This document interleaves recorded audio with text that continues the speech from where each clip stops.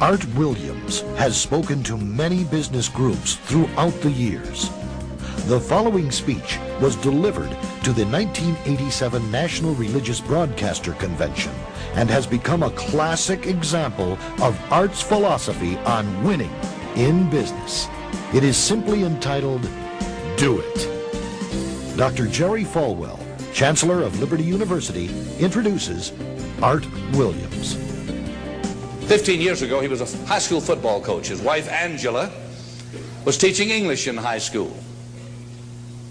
He got an idea, just an idea. And 10 years ago, he turned that idea into a company, a concept, a practical concept. 10 years have passed. 150,000 people work for him now. Last year, he sold $77 billion worth of insurance. This year, $100 billion. That is more than Prudential and New York Life, number 1 and 2, combined in 10 years. He's from Monroe, Georgia. He has the dialect to prove it. He this year will sell $100 billion worth of insurance and revenues $2.5 billion. And he's just now beginning to dream, to plan, to go. Art and Angela Williams have 2 precious children, Art the third and April, their daughter. He is chairman of the inner council, the inner circle of our ministries, and a personal and a dear friend. He is a born-again Christian, as each of his family members, but he's an entrepreneur. And Dr. Armstrong has asked him to come tonight and talk to you about what he knows most and best about. And having been in one of his sales meetings last Thursday in Palm Springs, you know, I usually go out preaching and I try to wake up religious morgues, and most of the places, a lot of the places I go don't need a revival, they need a resurrection. But he asked me to speak to his group of national sales directors, and I had to work hard at getting up where they were and not appearing as a backslidden preacher. This man, I repeat, is the leading entrepreneur in America and a friend of NRB, and I introduce you to you, Mr. Art Williams.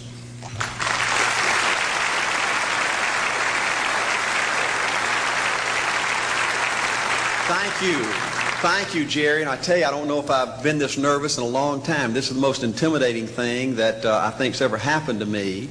An old dumb South Georgia football coach speaking to a bunch of TV personalities like many of you, many great evangelists in the audience, and who put me between Falwell and Swaggart on the same night just totally blows me away. But I'll try to give it my best shot. I was asked to talk to you about how to win in business. I think it's a good subject for you to think about, because I believe business in America is in a crisis situation today. All you have to do is read the paper and every month see our trade deficit, and it's just a very depressing situation.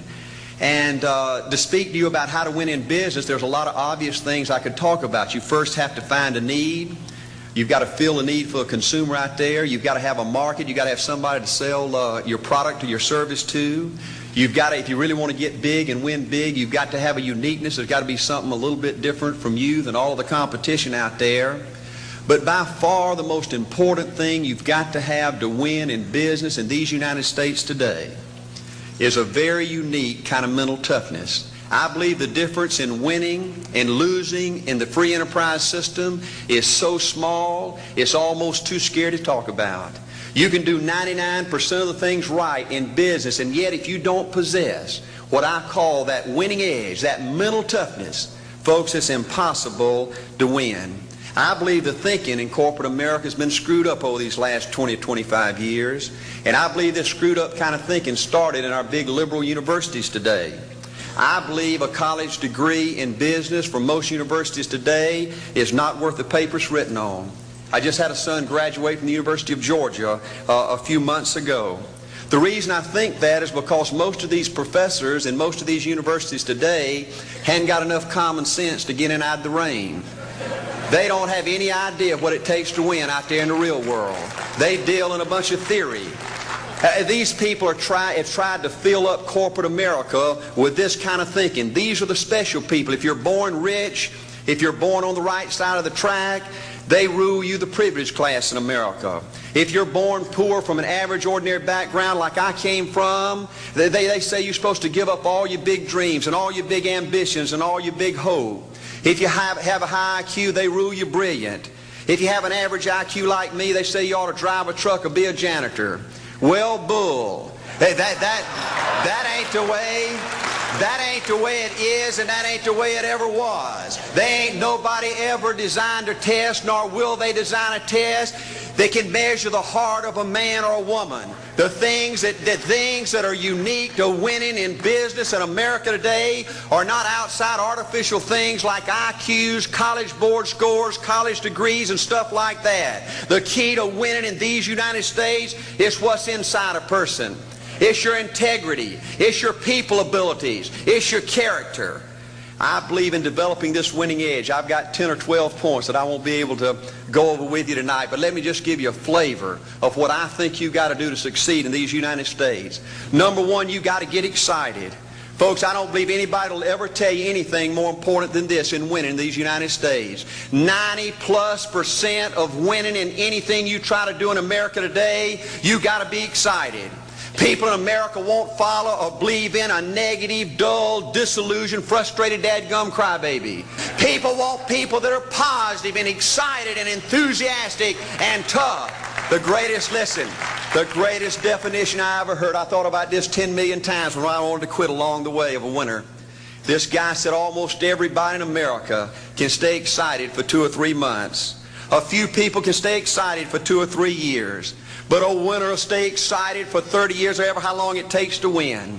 Another key to building this winning edge and this mental toughness is you've got to become a dreamer again. You know, I'm a Methodist, and we just changed ministers a few weeks ago, and our new minister came in, and the church was just packed. And the first thing he said, well, it looks like everybody came out to see the monkey perform. And the second thing out of his mouth, he said, for a church to be a great church, you got to have a dream. If you don't have a dream, you're dead.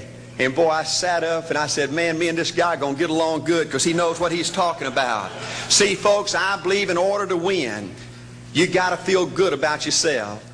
When I was coaching football for 7 years back in Georgia, and I had a paddle in my coaching office, and it was about this thick and this long.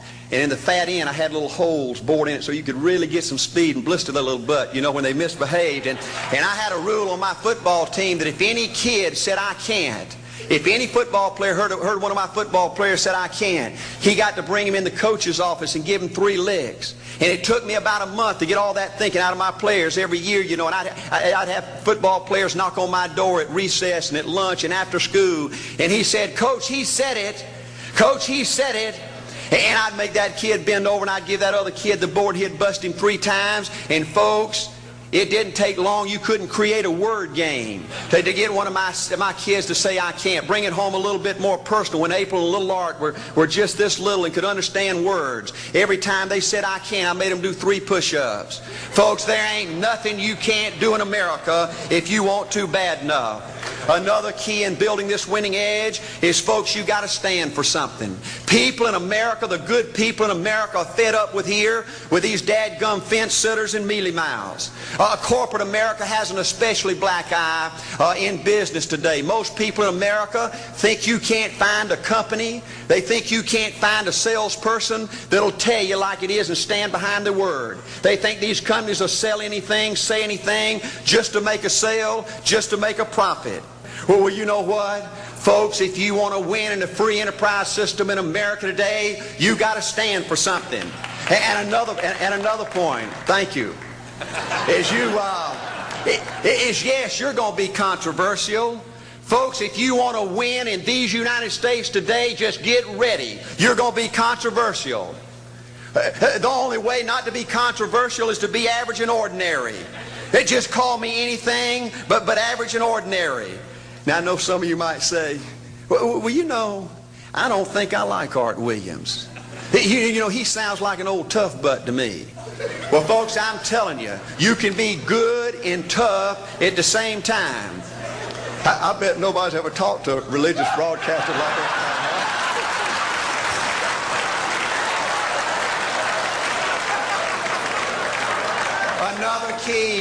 Another key to developing this winning attitude that'll give you a chance to do something great in American business is, folks, you've got to make a total commitment to what you're about. Do you know almost the American people have lost their toughness? They've lost their ability to make a commitment. See, folks, in trying to win in business, you're just going to have so many false starts. You think you get it going time after time, and you just get knocked back to ground zero, and it's your ability to compete, to pick yourself up off the mat one more time, to go for it one more time, that's going to determine success or failure. You know, we've got a divorce rate in America some 50% right now. You know, it just seems like that people that go in business today, they have an attitude, well, I'm gonna stick my toe in it.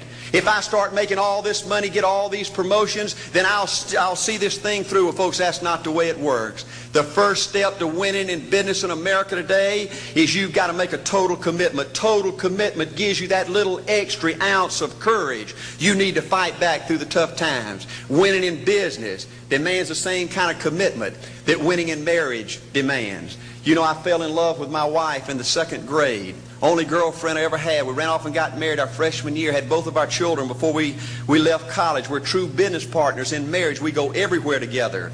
I spend more time with her, been married to her 26 years, now I got 2 grandbabies, love her more today than I ever have.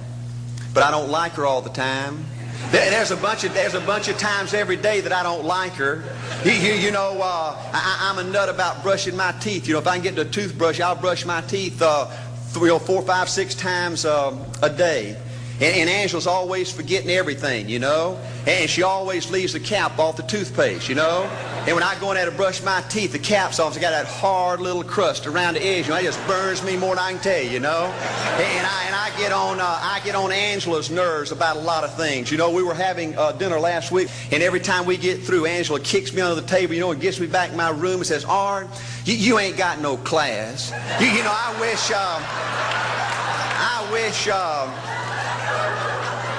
wish, Art, you could learn to eat with your mouth closed, you know.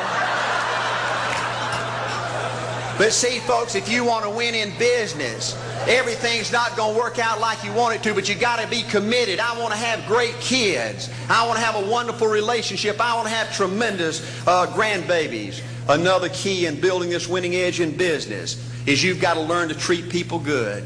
Another thing that these universities pollute America, corporations with, is this attitude, you better not get to know your employees.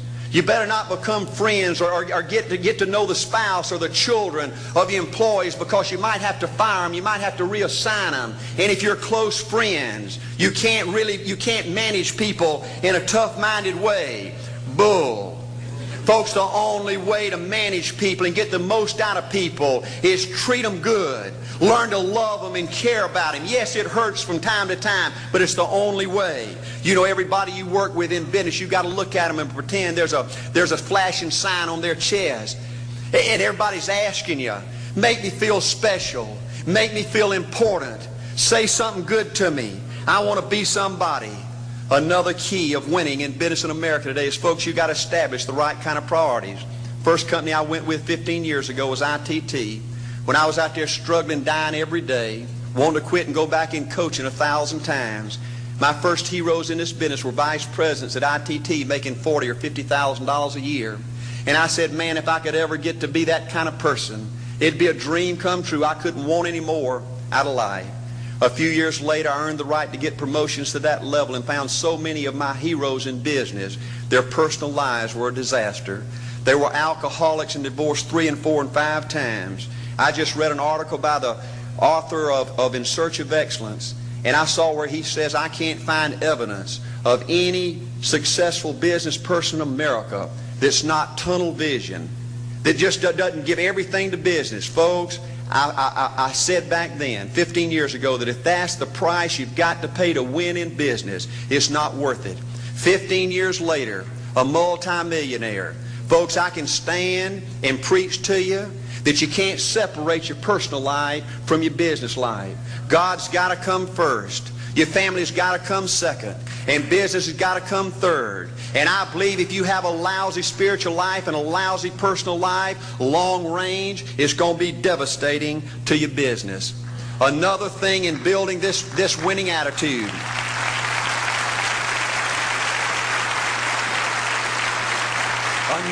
Another thing in building this winning attitude in business. You know, I see tall people make it big in business and short people, dumb people and smart people, fat people and skinny people. But if you cut open the winners in business, I see a heart of a champion. And all these people are competitors and they don't quit. I believe desire and will to win is everything. I don't know why I'm like I am, but my butt's always burning. There's always something say, Art, dadgummit, you're supposed to go for it. Art, dadgummit, you're supposed to be somebody. You're supposed to make a difference with your life. What does the $500,000 a year person do? The $50,000 a year person doesn't do.